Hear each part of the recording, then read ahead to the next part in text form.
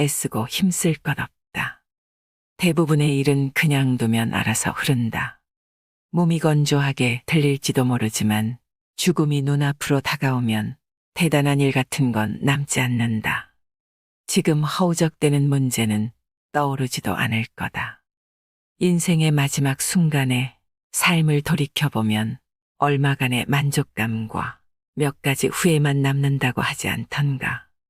많은 분의 넋을 기리며 내가 느낀 바는 이렇다. 그리고 이 정도의 마음이면 충분하다. 무심한 마음으로 살면 더할 나위 없다. 그러면 마음이 한결 편안하다. 그리고 훗날 마음 편히 눈 감을 수 있다. 안녕하세요. 인생의 품격입니다. 겉보기에는 행복해 보이는데 늘 무언가에 목이 마르고 딱히 문제가 있지는 않은데 무슨 이유에서인지 인생이 힘겨워서 삶을 온전히 받아들이지 못하는 사람들이 있습니다. 그런데 인생은 원래 괴롭고 고통스럽고 슬픈 것이라고 합니다. 괴로워하는 자신이 어떤 존재인지 깨닫고서 괴로운 마음을 길들이면 한결 마음 편히 지낼 수 있을 테죠. 갑갑함이 마음에 들어차 있으면 지우고 싶어도 쉽사리 지워지지 않습니다.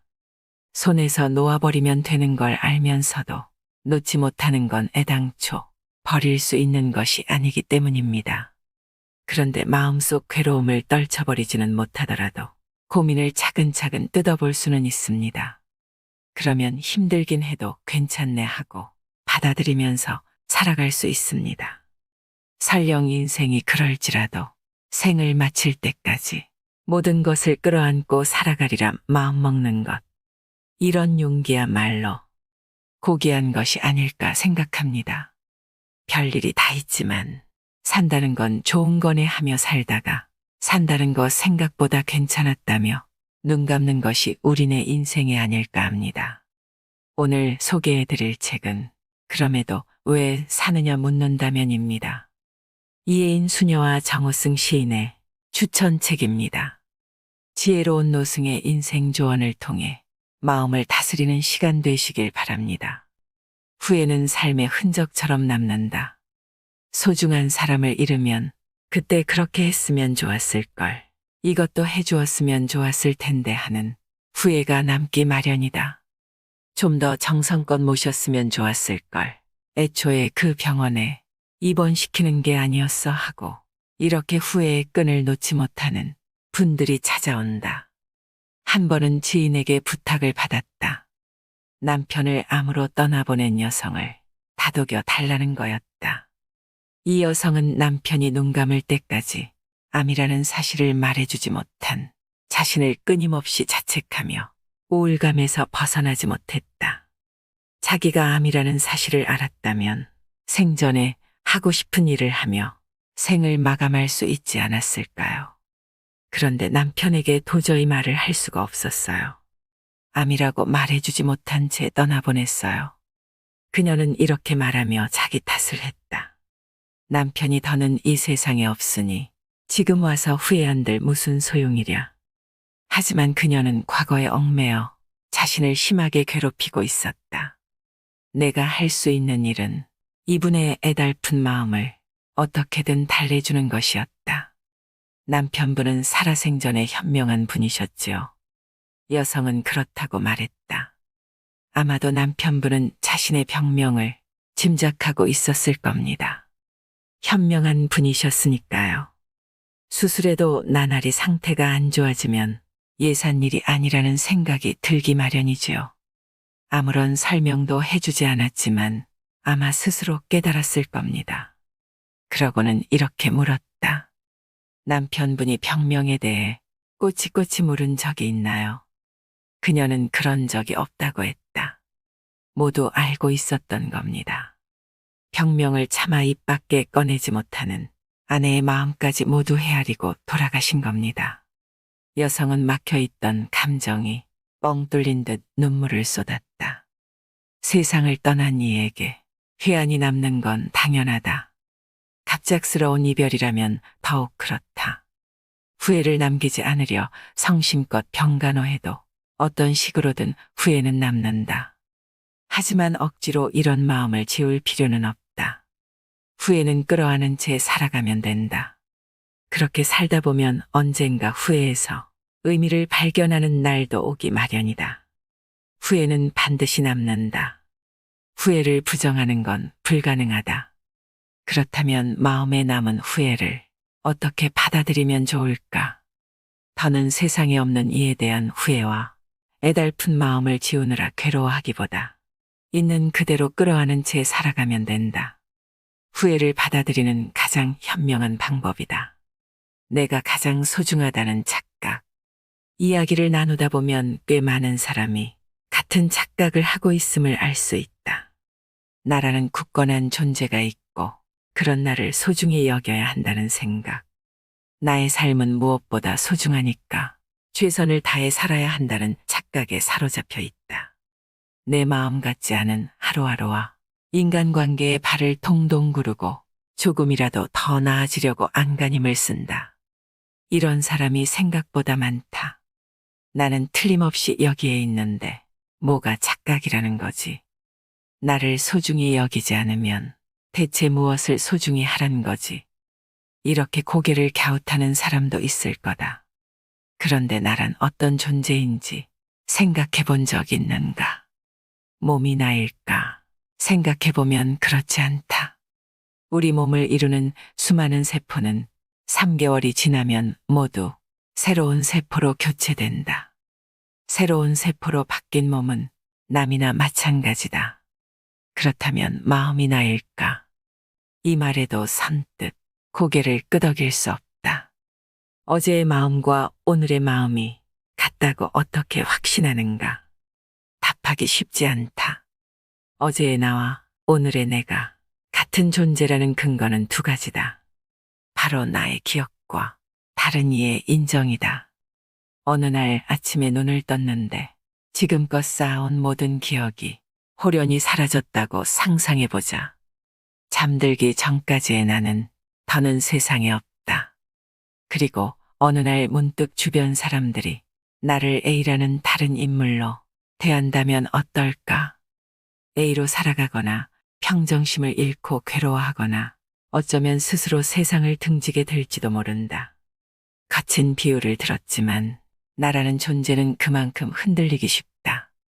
나는 나라는 기억의 집합체이면서 다른 이가 나임을 인정해 줄 때에야 비로소 세상에 존재한다. 둘 중 하나라도 없으면 내가 나라는 근거는 사라지고 나는 속절없이 무너져 내릴 것이다. 평소 나라고 일컬어지는 건 그저 기억과 타인과의 관계로 쌓아 올린 허상에 불과하다. 생각해보면 사람이라는 존재는 태어날 때부터 남이 지어준 옷을 걸치고 있는 셈이다. 언제 어디에서 태어날지 성별도 외모도 스스로 선택하지 못한다. 이 세상에 스스로 태어나고 싶어서 태어난 사람은 없다. 온전히 자신의 의지로 태어났다면 태어나는 시간과 장소, 부모를 원하는 대로 골라서 자기가 바라는 모습이 되었을 거다. 우리는 이 세상에 뜻하지 않게 태어나 타인에 의해 남들과는 다른 나로 규정되어 살아간다. 그런 나로 살아가자면 사람들에게 인정받고 칭찬받아야 할 것만 같다. 처음부터 내가 아닌 남이 골라준 옷을 입고 있으니 잘 어울린다든가 보기 좋다든가 하는 칭찬을 들어야만 마음이 놓이고 옷입을 맛이 난다. 그래서 많은 사람들이 나를 나답게 만들어주는 존재인 다른 사람에게 인정받고 싶은 욕구를 느낀다. 세상이 빚어낸 나를 유연하게 받아들이고 삶의 괴로움 앞에서 애써 저항하기보다는 괴로움을 기꺼이 수용하며 그저 흘러가도록 놓아두기. 내가 이 책에서 이야기하려는 건 이런 삶의 지혜다. 인맥도 친구도 많을 필요 없다. 아무도 제 마음을 알아주지 않아요. 아무리 노력해도 이 사람만큼은 도저히 이해가 안 돼요. 이렇게 하소연하는 분들이 있다. 그런데 서로 이해하지 못하는 건 당연하다. 남이 내 마음을 온전히 알아주기를 기대해선 안 된다. 나도 나를 잘 모르는데 남이 나를 무슨 수로 안단 말인가. 죽었다 깨어나도 다른 사람이 될 수는 없으니 타인에 대해 속속들이 알기란 불가능하다. 혹시 누군가에 대해 잘 안다고 생각한다면, 또는 내 마음을 잘 알아주는 사람이 있다고 생각한다면 오해다. 이해는 말하자면 합의된 오해다. 서로의 마음을 이해했다는 말은 서로를 오해해서 합의에 이르렀다는 뜻이다. 서로를 저마다의 상황에 맞게 해석해 받아들였을 뿐이다. 친구가 많으면 하루하루가 즐거울 텐데 인맥이 넓을수록 좋은 거 아닐까. 이렇게 생각하는 사람들은 얼마든지 그렇게 살면 된다. 다만 인간관계에서 번잡함을 느낀다면 인맥은 물론이고 친구에게도 연연할 필요가 없다. 억지로 친구를 만들려고 하면 오히려 힘들기만 하다. 나에게 정말로 소중한 사람은 몇이나 될까? 친한 친구도 많고 직장 동료들과 사이가 좋아도 상황이 변하면 사람 사이의 관계도 변한다. 결국 나의 삶과 모습에 영향을 미치는 관계는 그리 많지 않다. 살면서 필요한 인간관계는 원래 제한적이다. 극단적이기는 해도 친구가 없어도 괜찮다는 데에는 그만한 이유가 있다. 친구가 생기면 우리는 좋은 관계를 이어나가려 노력한다. 친구가 내 마음을 알아주면 좋겠다. 친구에게 도움을 주고 싶고 나의 이런 마음에 조금이라도 고마움을 느끼겠지 하고 내심 기대한다. 그리고 나를 인정해 주기를 바란다. 그러나 이런 마음은 욕심이다. 나의 마음을 친구가 기꺼이 받아주면 그나마 다행이다. 하지만 친구가 늘 내 마음을 알아주리라는 법은 없다. 소통이 원활하지 않으면 새로운 고민과 스트레스가 생긴다. 친구가 너무 많으면 관계를 유지하느라 마음이 피폐해져 정신 건강에도 좋지 않다. 하물며 SNS로만 이어진 피상적인 관계는 있어도 그만 없어도 그만이다. 관계에 대한 고민으로 힘들어하면서 왜 그렇게 친구를 늘리고 싶어 하는가? 그저 내가 해야 할 일을 하고 그 일이 누가 봐도 마땅하면 굳이 찾아 나서지 않아도 사람이 곁에 모인다. 어떤 가치를 소중히 여기며 살아야 할지를 알면 그 다음은 쉽다. 소중한 인연을 어떻게 가꾸어야 할지를 생각하면 된다. 자신을 몰아세우지 않는 선에서 흔히 이상적인 모습으로 살고 싶다고들 한다. 내가 바라는 모습으로 살 수 있으면 얼마나 좋을까. 그래서 모두가 자신을 꿈에 그리는 모습으로 바꾸려고 열심이다. 이상적인 삶을 살기 위해서 말이다. 그런데 이렇게 사는 건 만만치 않다. 진정한 내 모습 찾기, 있는 그대로의 나로 살기 같은 말이 인기다. 그러나 애당초 이루어질 수 없는 일이다. 진정한 나, 있는 그대로의 나는 언뜻 생각하면 무엇에도 얽매이지 않고 그저 마음 가는 대로 사는 멋진 모습으로 보일 수도 있다. 그런데 누가 무엇을 기준으로 내가 진짜이고 있는 그대로라고 판단한단 말인가? 진짜 내 모습을 되찾아 그대로의 나로 살기 위해서 또는 바라는 내가 되기 위해서 나의 기억과 다른 이의 인정 사이를 헤매며 지금 이대로도 괜찮은지 소갈이 알 뿐이지 않은가. 이런 생각 때문에 도리어 삶이 버겁다면 알찬 인생을 보내야 한다느니 자아를 실현하며 살아야 한다느니 하는 마음의 짐은 그만 내려놓아도 좋겠다. 요즘은 너나 할 것 없이 이를 악물고 산다. 더 나은 삶을 살아야 한다고 채찍질하고 남들보다 앞서 나가려 조바심을 낸다. 기왕이면 나에게 이익이 되었으면 싶고 좋은 소리를 듣고 싶은 욕심도 난다. 그래서 온 힘을 다해 일과 휴식에 열을 올린다. 일정이 비기라도 하면 슬금슬금 불안이 밀려온다. 이렇게 살면 숨도 찰 테니 힘을 조금 빼고 별것 아닌 모습으로 살면 얼마나 좋은가. 어쩔 수 없이 온 힘을 다해야 하는 상황이라면 자신을 몰아세우지 않는 선에서 최선을 다하면 된다. 지금 그곳에서 꽃 피우지 않아도 심긴 곳에서 꽃 피우라는 말을 듣고 나도 모르게 쓴 웃음이 나왔다. 운이 좋아 바라던 곳에 심겼다면 몰라도 다른 이가 멋대로 심어놓은 곳에서 그저 꽃 피우라니 말이 되는가. 내가 심긴 곳은 우연히 놓인 자리일 뿐이다. 우연히 뿌리 내린 곳을 무조건 받아들이고 꽃까지 피우라는 건 너무나 가혹한 말이다. 제 아무리 불합리하고 힘겨운 상황이라도 순순히 받아들이고 견디며 꿈을 위해 노력하라니 공평과도 거리가 멀다. 불교에서는 모든 것을 특정한 조건에서 이루어진 임시 상태로 본다. 사람 사이의 관계도, 일도, 가정도 늘 특정 조건에서만 성립하는 모호한 것이다. 지금 내가 어느 곳에 놓여 있든 어떤 상황에 처해 있든 일시적이다. 직장 동료나 상사와의 관계가 원만하지 않으면 당사자에게는 중요한 문제다. 그러나 회사를 나오면 사이가 좋지 못했던 이와의 관계는 끊어진다. 학교에서 괴롭힘을 당해도 전학을 가거나 졸업을 하면 나를 못 살게 군 아이와의 인연이 끊어지기 마련이다. 물론 가족도 마찬가지다. 함께 있으니 가족인데 이혼하거나 태어나자마자 부모 자식이 서로 떨어지면 생판남이나 마찬가지다. 스스로 선택한 곳인데도 생각과 달리 괴로울 때가 종종 있다. 그렇다면 다른 곳을 찾으면 될 일이고 조금만 더 머무르자고 마음먹어도 된다. 지금 자리에 계속 머무를지는 스스로 정하면 된다. 정말로 괴로운 건 선택의 여지가 없을 때다. 어디에도 몸 붙일 곳이 없다고 한탄하는 분들이 있다. 그런데 몸 붙일 곳이 없는 건 어찌 보면 당연하다. 모든 곳은 잠시 머무는 곳이며 일시적이니 말이다. 어느 곳도 어떤 관계도 절대적이지 않다. 평생을 마음 놓고 지낼 수 있는 곳은 세상에 없다. 몸과 마음을 내려둘 자리가 필요하다면 새로운 곳을 찾거나 지금 있는 곳이 조금이라도 마음 편한 곳이 되도록 고민하는 수밖에 없다.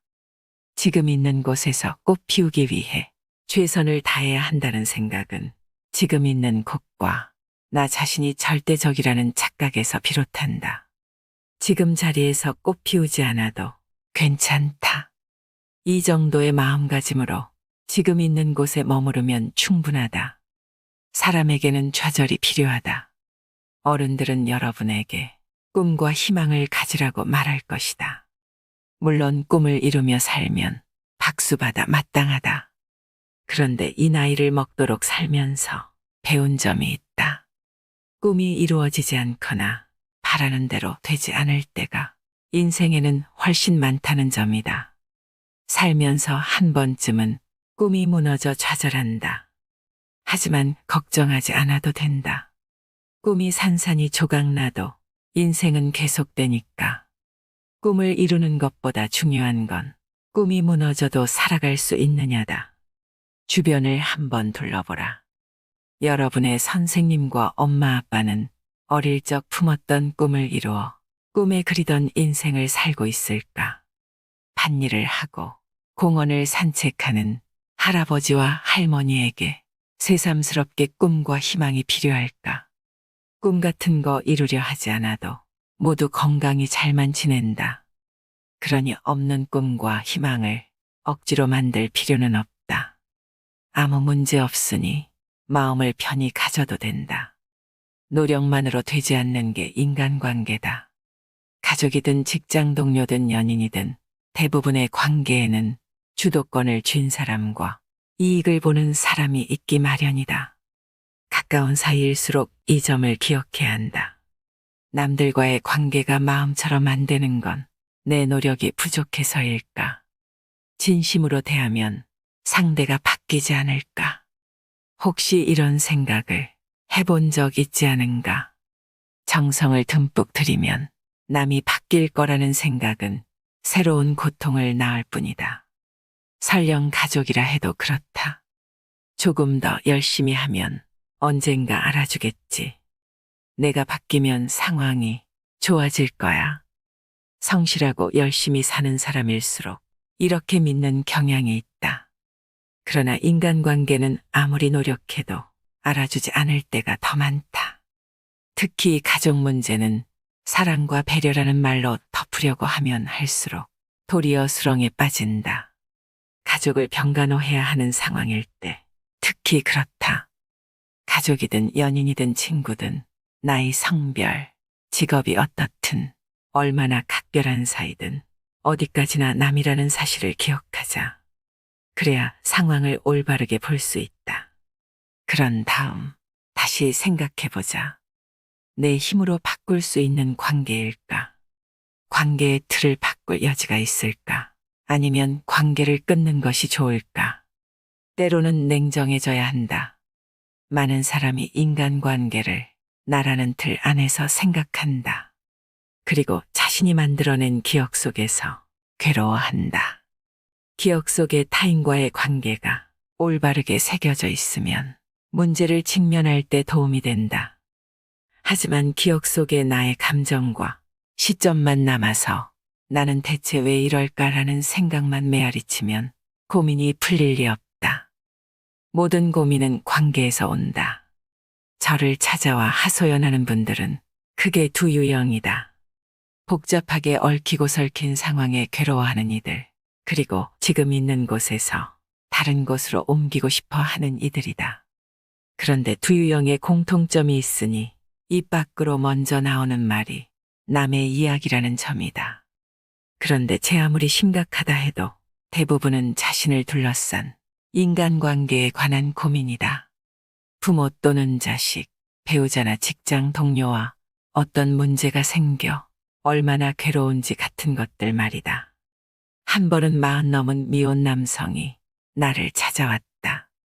어머니와 함께 사는데 걸핏하면 어머니가 생활에 사사건건 참견을 한다는 거다. 하나에서부터 10까지 잔소리를 늘어놓아 같이 살기 힘들 지경인데 어떻게 하면 좋겠냐고 물었다. 번듯한 직장에 다니며 경제적 여력이 충분한 남성이었다. 어머니와 거리를 두면 갈등이 자연히 해소될 거라는 점은 한 발짝 떨어져서 보면 누구나 알 수 있었다. 나는 평범하게 그지없는 조언을 해드렸다. 정마음이 힘들면 일단 떨어져서 지내보는 게 어떨까요? 지금 사는 집에서 나와 혼자 살 집을 마련하는 겁니다. 그러자 남성은 놀란 토끼 눈을 하고서 이렇게 말했다. 그래도 엄마는 제가 사는 집에 자꾸 찾아올 텐데요. 엄마가 찾아오면 일단 맞이하고 얼마간 시간을 함께 보낸 뒤 돌려보내면 그만이다. 하룻밤 자고 가는 게 아니라면야 혼자만의 시간과 공간은 확보할 수 있지 않은가. 하지만 남성은 말끝을 흐리면서 영 시원스러운 표정이 아니었다. 괴로워서 지푸라기라도 잡는 심정으로 이야기를 늘어놓았지만 엄마와 떨어져 살고 싶지는 않은 것이리라. 몸 편한 생활과 엄마의 잔소리 없는 생활 중 어느 쪽을 택할 것인가. 문제의 본질은 이렇게 단순하다. 물론 본인은 자신이 손쓸 수 없는 문제라는 생각에 너무나 괴롭다. 어쩌면 업무나 대인관계로 인해 울적한 마음의 화살이 때마침 어머니에게 향했을 수도 있다. 특히 사람 사이의 문제를 들여다볼 때는 괴롭고 밉고 싫은 감정과 지금 일어난 일을 따로 떼어 생각해야 한다. 감정과 상황이 별개임을 알아야 문제를 풀어갈 수 있다. 그런데 많은 이가 감정과 상황을 혼동하고 끊임없이 같은 문제를 되풀이한다. 관계를 올바르게 보지 않고 혼자 끙끙댄다고 해서 문제가 풀릴 리 없는데도 말이다. 죽고 사는 문제 말고 중요한 일은 없다. 사람의 시야는 참으로 좁다. 작은 종이장 위에 지름 10cm인 공을 올린 모습을 상상해보라. 공이 금방이라도 넘쳐오를 듯이 커 보인다. 마음이 조급할 때는 바로 이런 상태다. 하지만 같은 공을 커다란 종이 위에 올리면 존재감이 단숨에 쪼그라든다. 공이 참 작구나 할 것이다. 근심 걱정이 마음을 어지럽힐 때도 마찬가지다. 근심 걱정을 공이라고 생각해보자. 시야가 10cm밖에 되지 않는데 지름 10cm인 공을 눈앞에 두면 시야가 깜깜해질 거다. 그러나 시야가 탁 트이면 눈앞에 제 아무리 큰 공이 버티고 서도 당황스럽지 않다. 감히 말하자면 죽고 사는 문제 말고 중요한 일은 없다. 죽고 사는 문제로까지 범위를 넓히면 지금껏 거대해 보였던 문제가 언제 그랬냐는 듯 작아 보인다. 그러면 비로소 침착하게 생각을 정리할 수 있다. 눈앞의 문제가 얼마나 큰가? 혼자서는 버거울까? 아니면 거뜬히 다룰 수 있을까? 남의 도움이 필요할까? 아니면 그저 흘러가게 놔두면 될까? 차분히 살피면 답이 보인다. 문제를 풀자면 이렇게 바라보아야 한다. 살다 보면 누구나 근심 걱정으로 머리를 싸매게 된다. 일에 치여 힘겨워하기도 하고 타인과의 관계에서 고통스러워하기도 한다. 고민을 털어놓는 분들의 이야기를 들어보면 괴로운 그 마음도 충분히 이해된다. 그러나 차갑게 들릴지도 모르지만 인생에서 죽고 사는 것만큼 중요한 문제는 없다. 살면서 스스로 결정할 수 있는 일은 작은 것들에 불과하다. 때로는 이런 생각이 괴로움에서 우리를 건져주기도 한다. 세상의 정보는 대부분 없어도 그만. 교양은 흔히 말하는 정보나 지식과는 다르다. 학교를 어디까지 나왔고 책을 얼마나 읽었는지는 교양과 별 상관이 없다. 있어도 그만 없어도 그만이 아니라 누구에게나 꼭 필요한 것이 바로 교양이다. 왜 교양이 있어야 하는가? 어떤 문제를 생각할 때 밑바탕이 되는 가치관을 갖기 위해서다. 가치관이 서야만 세상을 깊이 들여다볼 수 있다. 이때 오해하면 안 되는 것이 있다. 정보, 지식, 지혜, 교양이 모두 다르다는 점이다. 먼저 세상에 있는 정보의 99%는 있어도 그만 없어도 그만이다. 나에게 필요한 정보는 단 1%에 불과하다. 가려낸 1%의 정보가 지식이 된다. 지식을 고민에 직접 활용하면 지혜가 된다. 그러니 지혜가 있다는 건 스스로 가려낸 지식을 삶에 어떻게 녹여내면 좋을지 안다는 뜻이다. 그런데 지혜가 생기면 교양이 쌓이고 교양이 쌓이면 가치관이 길러지는 거구나 하고 섣불리 생각하면 안 된다. 가치관이 없으면 넘쳐나는 정보 속에서 나에게 꼭 필요한 1%의 정보를 가려낼 수 없다. 그렇다면 가치관과 교양은 어떻게 기를 수 있을까? 하루하루 자신에게 주어진 일을 묵묵히 해내는 장인들이 책에만 파묻혀 공부만 할 리는 없다.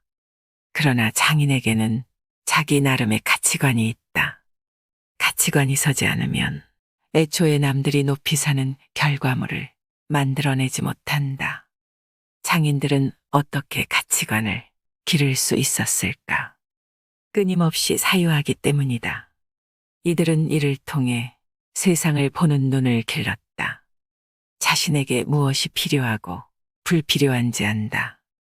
실수를 거듭하고 시행착오를 거치면서 깊이 몰두했고 필요한 정보를 찾아 지식을 쌓았으며 몸소 실천하는 과정에서 지혜가 움터 교양과 가치관이 자라난 것이다.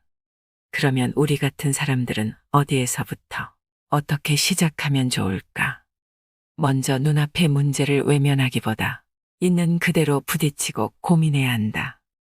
자신의 문제를 올바로 바라보고 상황을 헤쳐나가고 싶다고 진심으로 생각할 때 무언가를 배울 수 있다. 집착 뒤에 숨은 불안. 우리는 때때로 시간, 지위와 돈, 인정과 칭찬, 특정 상황에 집착한다. 늘 무언가가 부족하다고 느낀다. 그런데 알고 보면 정말로 무언가가 필요한 게 아니다. 무언가를 갈구하는 마음 깊숙이 불안감이 자리하고 있는 경우가 많다. 그러니 무언가에 집착하는 사람에게 그것이 왜 필요한가 물어봐도 모호한 대답만이 돌아온다. 이런 사람들은 마음속에 채워지지 않는 공허함이 있어 줄고 심한 불안에 시달리곤 한다. 그러면서도 자신이 불안하다는 사실조차 깨닫지 못한다. 막연한 불안을 잠재워줄 대체제를 찾을 뿐이다. 내 삶을 내 마음대로 살고 싶다는 욕망이 이런 식으로 드러난다. 그러니 생각을 뒤집어야 한다. 나는 대체 무엇에 불안을 느끼는가? 어떤 상황이 나를 불안에 떨게 하는가? 마음을 깊이 들여다보며 곰곰이 생각해 보아야 한다. 흔들릴지언정 넘치지 않는 마음. 타인이라는 바다를 헤엄치며 살아가다 보면 스트레스와 갈등은 피할 수 없다. 감정에 휘둘리지 않으려 해도 흔들리고 흐트러질 수밖에 없다. 하지만 감정의 파도에 휩쓸리지만 않으면 괜찮다. 마음이라는 그릇에서 감정이 넘치지만 않으면 된다. 부동심이라는 말이 있다. 내가 생각하는 부동심은 흔들릴지언정 넘치지는 않는 마음이다. 오뚜기처럼 흔들려도 무게중심 하나는 굳건한 마음이다. 제 아무리 세차게 흔들려도 넘어지는 법이 없으니 얼마나 기특한가. 예상치 못한 일에 마음이 흔들리고 선뜻 이해되지 않는 상황에 화가 나도 부드럽게 흔들리다. 이내 원래 자리로 돌아온다. 균형감을 잃지 않고 평균대 위를 걷듯이 말이다. 내가 정한 길을 벗어나지만 않는다면야 길 위에서 잠시 흔들린다 한들 문제될 건 없다. 우리는 왜 감정에 번민할까? 세상 이치를 근본적으로 잘못 알고 있어서다. 감정이 얽힌 문제 중 19은 세상을 어떻게 보고 생각하느냐에 따라 달라진다. 상황을 바르게 보면 처음에는 감정이 동요하더라도 번민이 뒤따르지는 않는다. 감정의 흐름을 끊어낼 줄 알면 흔들려도 이내 제자리를 찾는 오뚜기와 같은 부동심을 기를 수 있다. 질투는 착각이 낳은 감정. 우리는 화 못지않게 질투라는 감정에도 괴로워한다. 동경하고 부러워하는 마음은 와 멋있다. 어떻게 하면 저렇게 될 수 있을까 하는 감탄에서 그친다. 그런데 질투심은 내가 가져야 마땅한 것을 남이 부당하게 취했다고 착각할 때 생긴다. 원래는 내가 저 자리에 있어야 하는데 나 대신 남이 차지했다고 생각하니 마음에 파도가 친다. 질투의 밑바탕에는 소유욕이 있다. 본디 내 것인데 부당하게 빼앗겼다는 생각 말이다. 이를테면 평범한 직장인은 애플의 창업자 스티브 잡스와 소프트뱅크의 회장 손정희에게 질투심을 느끼지 않는다. 아무리 야구를 좋아해도 세계적인 야구 선수를 질투하는 사람은 없다. 우리처럼 평범한 이들은 애초에 그들과는 선 곳이 다르니 우러러볼 수는 있어도 질투하지는 않는다. 내가 차지해야 할 지위를 경쟁자가 먼저 차지했다는 생각이 들 때 우리는 질투한다. 질투는 여러 감정 중에서도 좋을 것 하나 없는 감정이다. 질투심에 사로잡히면 내 것을 부당하게 빼앗겼다는 생각에 갇혀 빙글빙글 돌 뿐이다. 어찌 보면 증오심보다도 결이 나쁘다. 증오심은 몸을 움직이는 원동력이 되어 때로는 좋은 결과를 불러오기도 하지만 질투는 사람을 피폐하게 만들 뿐이다. 질투심 뒤에는 삐뚤어진 소유욕이 있음을 깨달아야 한다.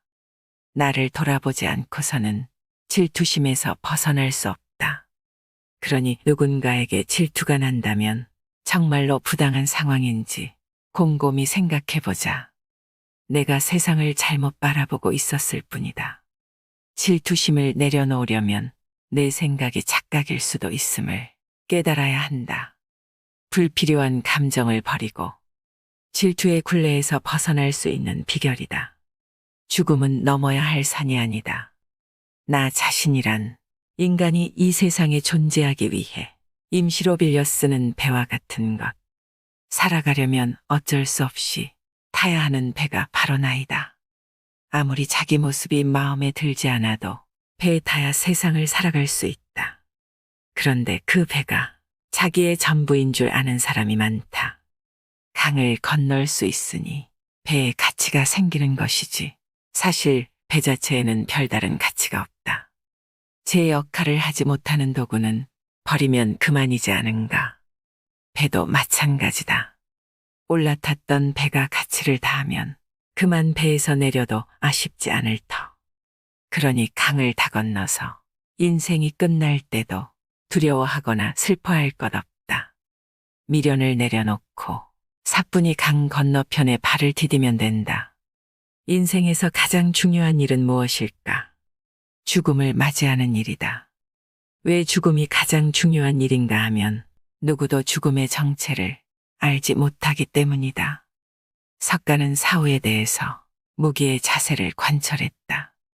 죽고 나면 새로운 세계가 펼쳐지는지는 알 수 없고 어떻게 되는지도 알 수 없다는 말을 남겼을 따름이다. 알 수 있는 점은 단 하나. 그곳에서는 모든 것이 무의미하다는 거다. 의미는 인간이 살아가는 동안 만들어낸 것이기 때문이다. 하지만 사람들은 이런 이야기를 선뜻 받아들이지 못한다. 그래서 별이 되고 바람이 되고 저 세상 어딘가로 옮겨가는 이야기를 짓는다. 그러나 걱정할 필요 없다. 딱히 어떤 일을 하지 않아도 우리는 모두 죽는다. 그러니 죽음을 넘어서려 하지 않아도 된다. 삶이란 결국 죽음을 향해 가는 여정이기에 과욕을 부리지 말고 사소한 감정에 휘둘리지 말라고 이 책은 말합니다. 나를 괴롭히는 짐을 내려놓고 힘을 빼는 연습을 해야만 지혜로운 삶의 주인이 될 수 있다는 것입니다.